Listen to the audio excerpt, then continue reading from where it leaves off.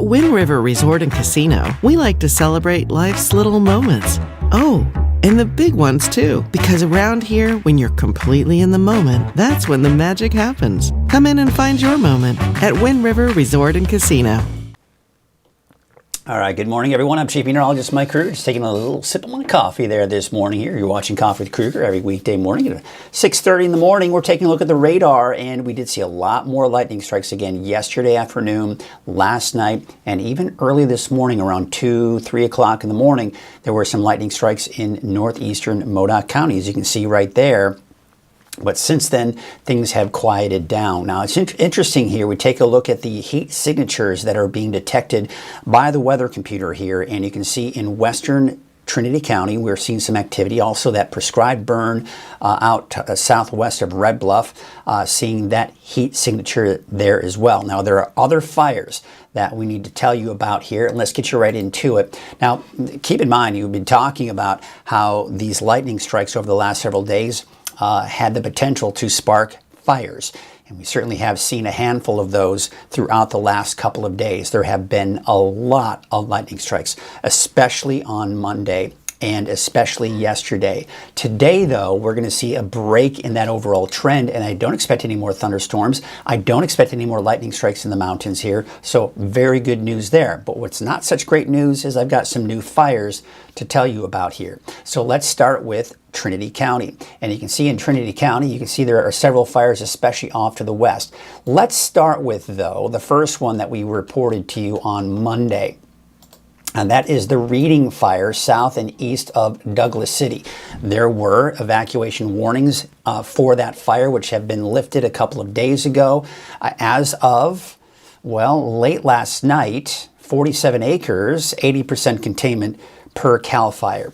So that's kind of what we got going right there. You can also see that fire perimeter associated with that here. So that is good that they're making some good containment on that. Now to the west here, a lot of these were started by fires. Let's start with one of the larger ones, and that's the Miller Fire.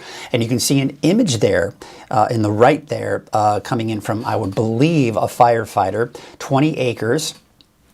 Let's see what the Miller Fire indications as far as any information. This is basically a lightning fire, and there really haven't been any new updates with this since 7:23 last night. We also have the Fisher Fire, which is 0.6 acres. Let's see if we can get that going here. There we go. And really, all we know is that it's a vegetation fire per National Interagency Fire Center, and that was 19 hours ago. So there are no new updates on that. In the meantime, you got the Allen Fire. No containment reports there at about 1/4 of an acre. But according to Incident Command, forward progression has been held.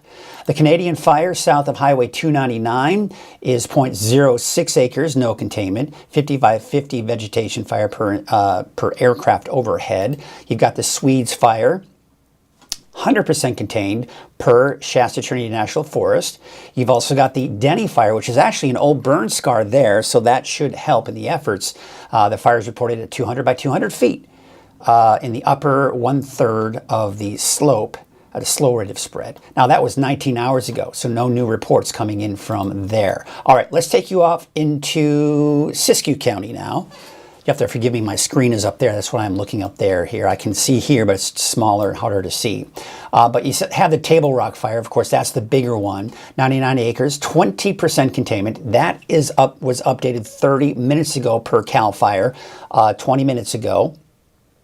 So we do have that 99 acres, 20% containment. That's good. We're seeing better containment there. Let's take it to the Tom Fire, and this is south of Highway 96, southeast of Side Valley, at 1/4 acres, but 100% containment per National Interagency Fire Center. So it's good to see that we have 100% containment there.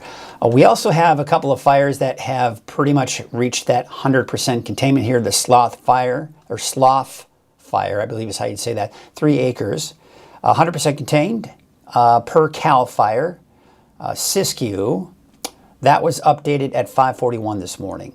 We've also got the Shasta Fire, 52 acres, no containment there. The incident is now, but it looks like per Incident Command, forward progression has been stopped, and there is a hose around the fire.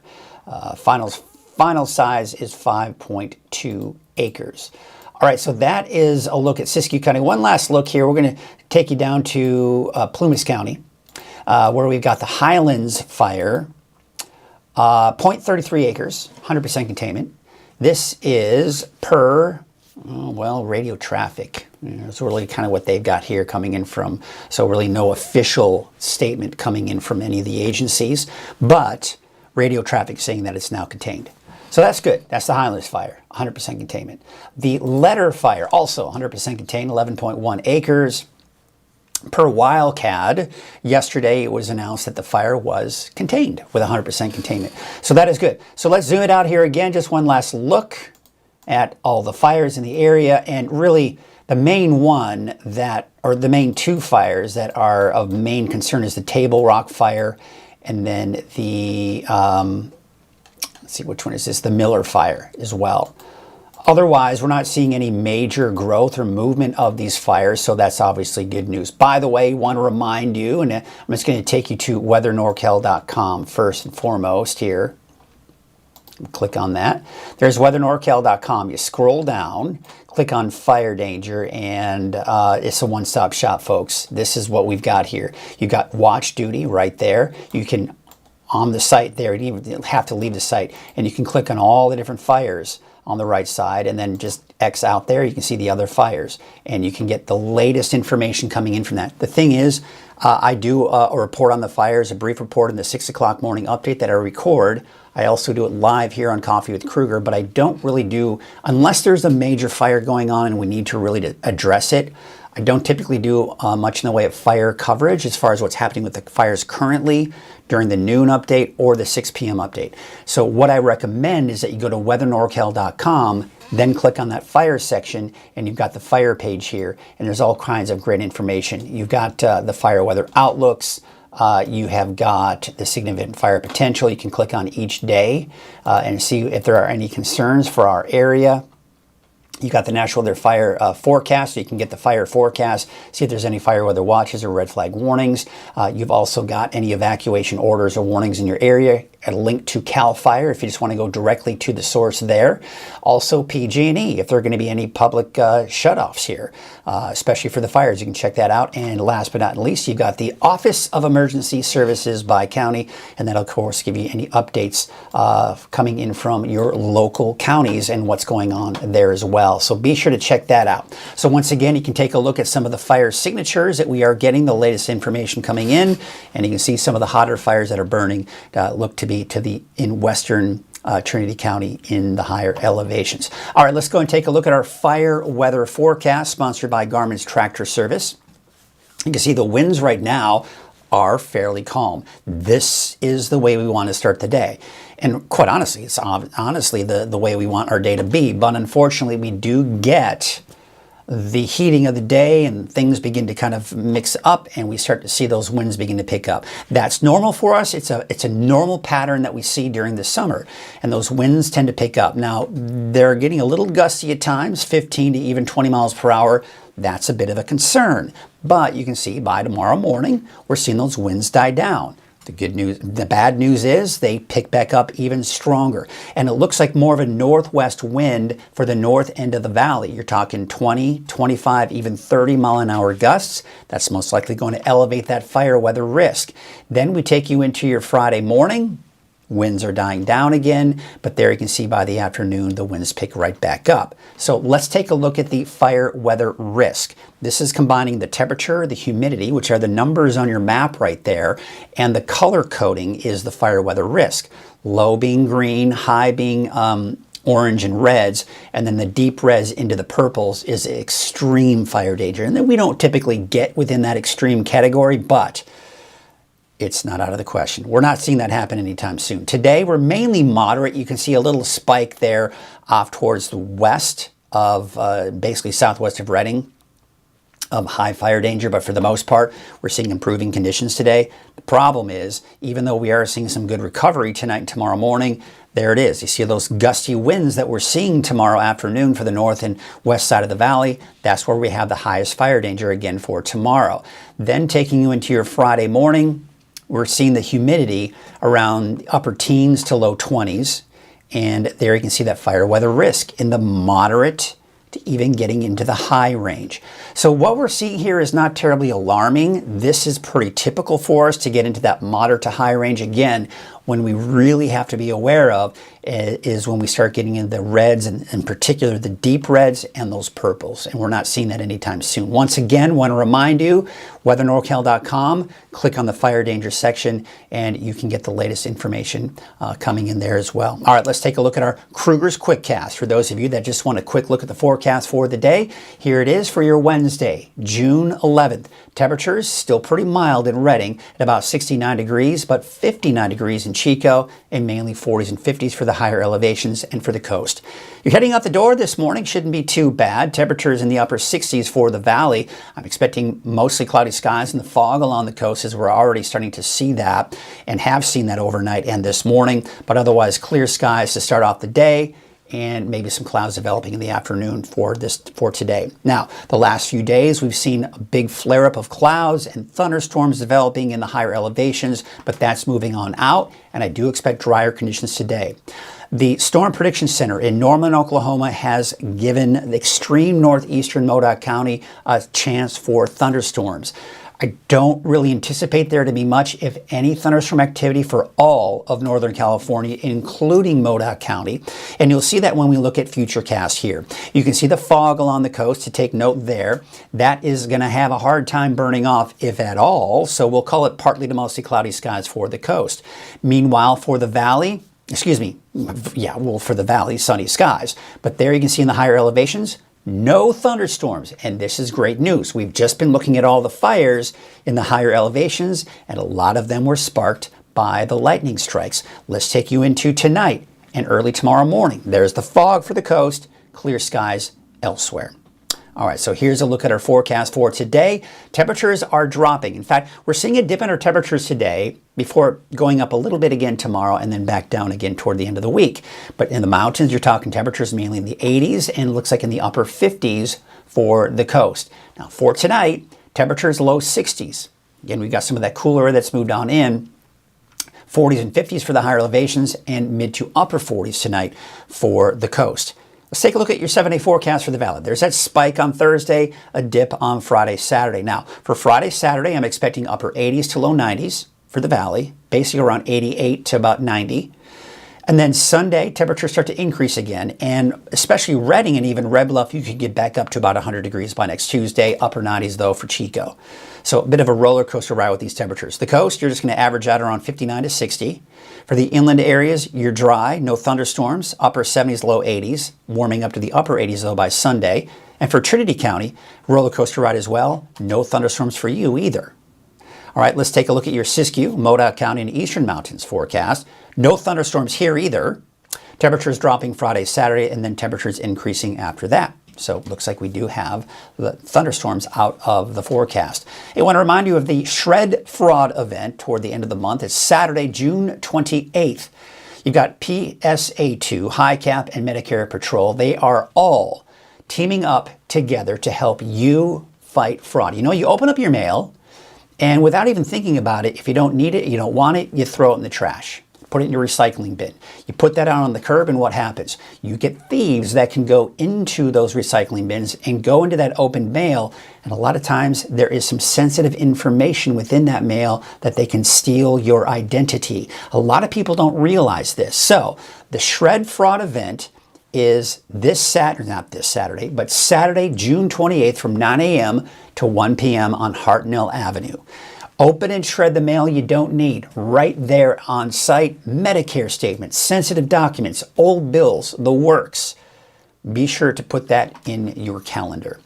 All right, let's go ahead and take a look at some of the cameras out there. Turning out to be a gorgeous sight as usual out at Lake Oroville. You can see Lake Oroville, North Forebay. A little bit of a light breeze out there this morning. You can see the lake kind of moving in with that wind as well. Main Street, Chico, on Highway 32, you've got the sunny skies and that low angle of the sun giving us those big shadows coming off those cars here. Highway 99 at Neal Road, also showing the sunny skies that we are seeing this morning. Sunny on Highway 44. $7 Bridge Drive in Reading. We take you out to Crescent City this morning, where you got the overcast skies. Not much in the way of low clouds, though, so we're not seeing the fog there. Let's see what it looks like right now in elk country north of Trinidad. We do have some elk out there. Just one looks like hanging out there. Usually they're in the big herds. It's kind of interesting. We only see the one that is there, but there's one grazing in the grass right now. But you do have some of the lower clouds as you head south into the Trinidad area, and most likely even Eureka as well. Let's take you back to some of the other cameras. Of course, that's looking at Crescent City there. We've got Soda Ridge coming up here, and beautiful. Looks like we have a little bit of smoke off of the distance there, but otherwise we've got the clear blue skies out there. Taking a look at Fort Jones. You can see the valley there. I just love that shot. I mean, this just really paints the picture of how beautiful Scott Valley is. Number one, you can see the agriculture that's there. You can see kind of the parcels of land with the agriculture. Just absolutely gorgeous there as well. All right, let's go ahead and take a look now at our deeper dive forecast. And before you do that, we're going to go ahead and take a look at our sponsor, and that is Wind River Resort and Casino. At Wind River Resort and Casino, enjoy friendly service, a wide variety of specials and promotions, plus all of your favorite slots and table games. Okay, we're going to start off again with our current temperatures out there right now. We're at 69 degrees for Reading, 62 degrees for Red Bluff, and 60 degrees in Corning. We're at 52 degrees for Chester, 57 degrees right now in Susanville, and 58 degrees for Alturas, and those low 50s out along the coast. So let's take a look at our headlines. No more mountain thunderstorms the rest of the week. This weekend, I'm not seeing the potential even as we go through next week. Great news, because the lightning strikes we saw the last few days, there's fires. We've got new fires as a result. Now, if that's the way a fire is going to happen, at least let Mother Nature do it. I don't want to hear about fires that are caused by us, human beings, okay? We don't need that. We don't need that on top of what Mother Nature's doing and something we can't control, and those lightning strikes, right? So let's just keep it that way. But unfortunately, we did see some new fires, and it's happening. We're beginning to see that fire season really begin to kick in. Cooling trend going into the weekend. Great news, although we are going to see a slight spike tomorrow before that drop does occur Friday, Saturday. Warming trend, though, as we go into next week.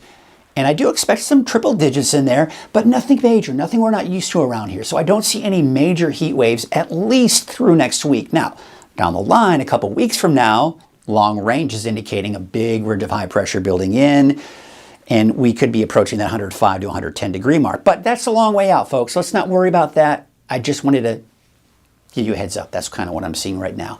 All right, so here's kind of the satellite image. Kind of a mess right now. We don't really see any defining features that tell us we've got a ridge of high pressure in place. But one thing we can say is this.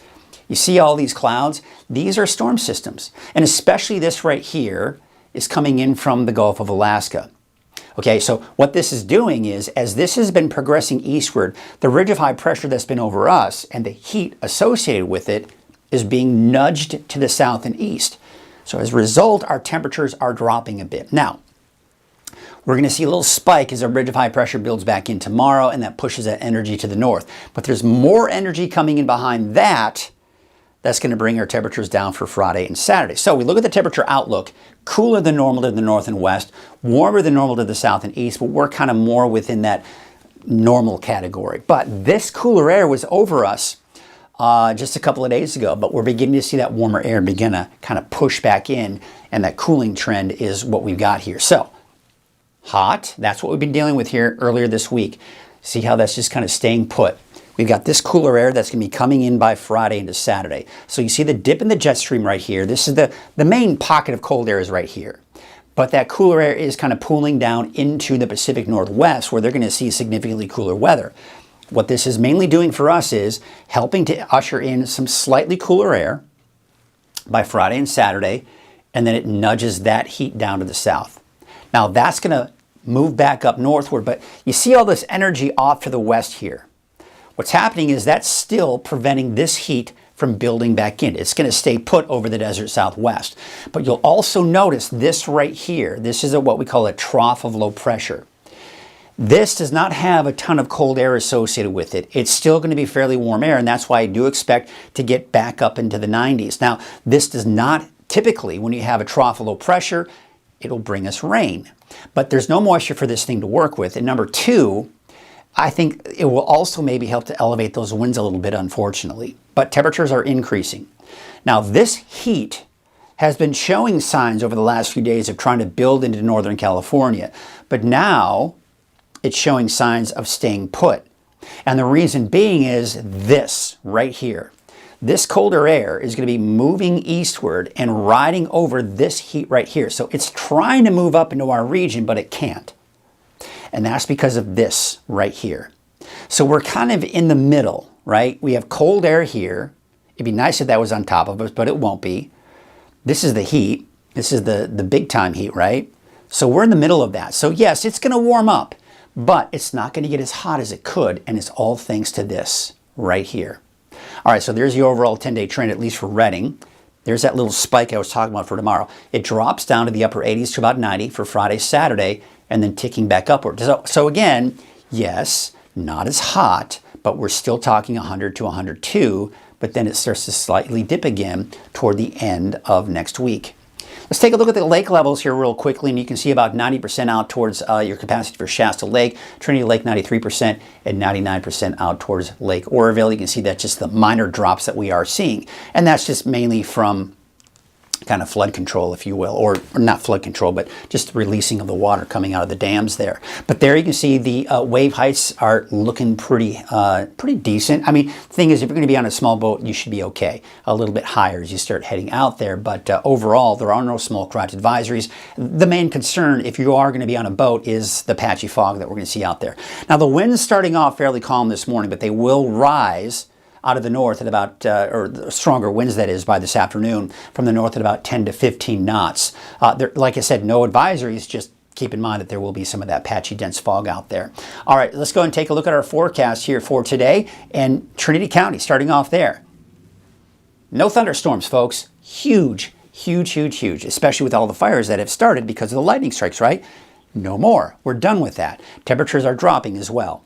81 degrees for Burnt Ranch, 89 for Junction City, and about 90 degrees for a high today in Coffee Creek. Down to the south, no thunderstorms here either. 80 degrees out towards Forest Glen, 82 for Wildwood, and High and Palm, about 80 degrees. For the North Coast, temperatures 70s, around 80 degrees for Redway and Garberville, 69 in Redcrest, 75 degrees for Honeydew. All right, we take you up to the north. Ferndale, 59, 60 in Rio Dell, 61 for Hydesville, and 61 for a high today in Fortuna.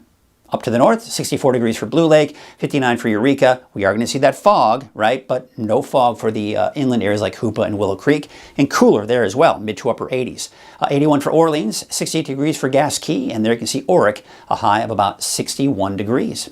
How about Siskiyou County? Well, no thunderstorms here either for the next 7 days. We see the nice dip in our temperatures, low 80s by Friday, Saturday, and Sunday. For Scott Valley, no thunderstorms here either, but we'll call it partly cloudy. Thing is, I think we're going to see a lot of sunshine, but there are going to be some spots that could see some of those afternoon puffy cumulus clouds. 83 for Weed, 84 degrees for Mount Shasta City. No thunderstorms are in the forecast, and that is going to be the case for Modoc County as well. 83 degrees for Fort Jones. Now, Storm Prediction Center has painted this area right here with a chance for thunderstorms. So if we see any activity in Modoc County, it would be for places like maybe Fort Bidwell. But otherwise, it will be dry today, and I don't anticipate any lightning strikes. For the Eastern Mountains, no lightning strikes here either. It's looking lightning strike free, thunderstorm free. Bernie, you're going to get down to the mid to upper 70s by Friday, and Saturday climbing back up in the low 80s by Sunday. For Lake Almanor and for the Lassen Volcanic National Park, well, around the lake here, you're talking upper 70s to low 80s. Chester about 82 degrees, and out towards Manzanita Lake, a high of about 70. Take you to the south, Paradise, 83 degrees, 82 degrees for Greenville, and there you can see Janesville, about 78 degrees. Here's a look at your Valley neighborhood forecast to the south. Magic number is about 90 to 91 degrees. And then temperatures drop down to about 88 degrees on Saturday. Here's your 7-day forecast for Chico. Temperatures low 90s through Friday, upper 80s by Saturday, low 90s for Sunday, Monday, upper 90s by Tuesday. A little bit of a roller coaster ride, you can clearly see that. 92 degrees for City of Shasta Lake down to Anderson, 91 for Cottonwood, about 88 degrees for Whiskeytown, and 87 degrees in Lakehead. Let's take a look at your 7-day forecast for Redding, and we've got those temperatures in the low 90s. I gotta adjust that camera here. so I can, get back down to my desk here without you seeing it. Small quarters, folks. 7-day forecast. There you can see about 90 degrees for Friday and Saturday, about 94 degrees on Sunday. And yes, we could see some triple digits returning back to the forecast here as we go into Tuesday and even into Wednesday of next week. So it looks like we are going to be looking at just that bit of a roller coaster ride. The good news is no more lightning strikes. The firefighters can hopefully get a handle on the fires that were sparked by fires here recently in the last few days. Unfortunately, we may hear about some new fires in the next 24 to 48 hours. A lot of times these lightning strikes, these fires that are sparked by lightning strikes, sometimes they can strike a tree. There may be a little ember in a tree that'll sit there for a few days, and then maybe the winds pick up and then a fire starts. There are all different kinds of reasons why it can be a delay, but sometimes it takes a few days for us to hear about some of these new fires. So let's hope we don't hear of any new fires, but there is that potential. And with no lightning strikes in the forecast, that is going to be a big help and no longer a concern. And it's up to us now. It's up to us to make sure we don't start any new fires, human-caused fires, right? We got Curtis Brown checking in this morning. Some of our regulars checking in this morning. We have got Curtis Brown. He's saying, good morning, Mike. Thanks for the updates. And we got Jackie saying, so many fires. Hope they all become contained quickly. I agree. And it looks like as of right now, I'm not seeing anything of major concern. We're not seeing any major growth, no major wind events, to really fuel these fires. So that is good. Yes, it's going to be a bit breezy at times, but that's pretty typical for us. So yes, Jackie, you're right. Hopefully they can get a handle on these fires here pretty quickly and before any big wind events do come. So that's going to do it for us this morning, folks. What do you say we wrap up the show, call it a morning, and get ready for Coffee with Krueger tomorrow morning, which is at 6:30. Until then, have yourselves a great day, and we'll see you tomorrow morning.